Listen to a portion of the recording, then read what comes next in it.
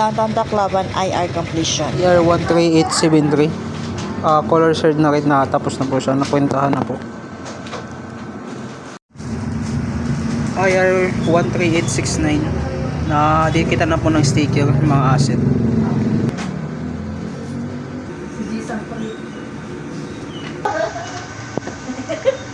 Bali dito po sa IR 13538, yung white mug po is nandito na po siya, may stock na po kami. At dito naman po sa IR 13542 na keyboard, bali okay na din po siya, nakabili na po kami. Dito naman sa MISI folder ang cashier area, IR number 13876 na ayos na po siya. Sa IR 13864, MISI cashier area, okay na po siya, nalinisan na po siya. Sa IR number 13921, bali updated na po yung external sales po namin. IR number 13874, bali updated at nalagyan na po lahat ng pages ng flipbook.